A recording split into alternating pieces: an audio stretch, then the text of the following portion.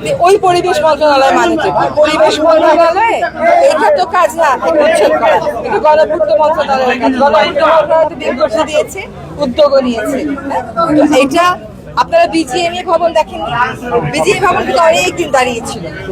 তারপরে আদালতের রায়ের পরেও অনেক সময় লেগেছে ওটাকে উচ্ছেদ করতে। যেটা অবৈধ, যেটা আদালত কর্তৃক অবৈধ খুঁজতে, সেটা অবৈধ, তার আর বৈধ হওয়ার কোনো সুযোগ নেই। গণপূর্ত মন্ত্রণালয় এবং রাজুক আমার জানা মতে প্রক্রিয়া শুরু করেছে। তারা নিউজ করার পরে উদ্যোগ দেখেননি, আপনার নিউজটা আমার কাছে পাঠিয়েছেন। বাংলাদেশে একদিনে 1000-2000 নিউজ হয়। তাহলে প্রশ্নটা এডিসি মহোদয়কে করতে হবে। প্রথম কথা হচ্ছে কি, আমাদের সময়টা তো অল্প। এই অল্প সময়ে আমরা ঢাকা শহরের 20টা খাল এবং তুরাগ নদীটা ধরেছি। এগুলো আমরা অর্থ জোগাড় করছি, কাজও শুরু হয়ে গেছে। তুরাগটা হয়তো কাজ শুরু হয়ে যাবে, আশা করি বেশি দেরি হলে ফেব্রুয়ারিতে। আর বাকি জায়গা যেগুলো খাল, যেমন নোয়াখালীতেও খাল দখলমুক্ত করা যায়নি। আমি এখানে একটা খালের কথা আপনাকে বলেছি, যেটা আমাদের প্রাধিকার তালিকায় আমরা নিয়েছি, কর্ণপাড়া খালটা।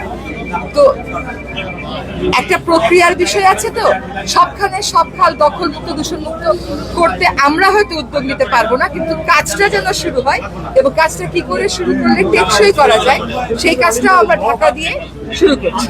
এরকম ভাবে চট্টগ্রামে একটা খাল আছে, সাভারের একটা খালের কথা বললাম, এগুলো আমরা প্রাধিকার ভিত্তিতে ধরে নিয়েছি, এগুলোর কাজ ইনশাল্লাহ আমরা শুরু করে দিয়েছি। একটা অভিযোগ আমাকে একটু আগে হোয়াটসঅ্যাপে পাঠালেন, আমরা আসলে যেগুলো অবৈধ তার বিরুদ্ধে এইবার জোরালো অভিযান হয়েছে কি হয় নাই এটা বলেন।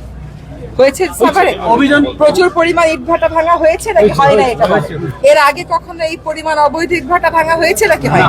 আর 2.5 বছরের খতিয়ান আমি দিতে পারবো না, আমি 11 মাসের টুকুন বলতে পারি।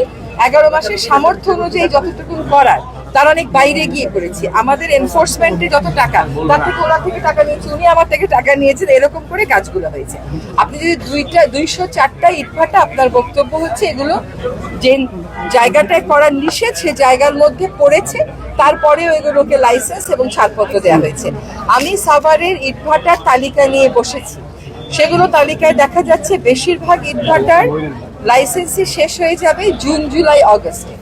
মাত্র হাতে গোনা 6টা থেকে 8টার থাকবে হচ্ছে আপনার ফেব্রুয়ারি, জানুয়ারি, ডিসেম্বর পর্যন্ত, মানে যেটা চলে যাবে জুলাই, অগস্ট, সেটার আর বৈধতা থাকছে না যদি আমরা আবার রিনিউ না করি। আমি সুযোগ দেখছি না রিনিউ করার।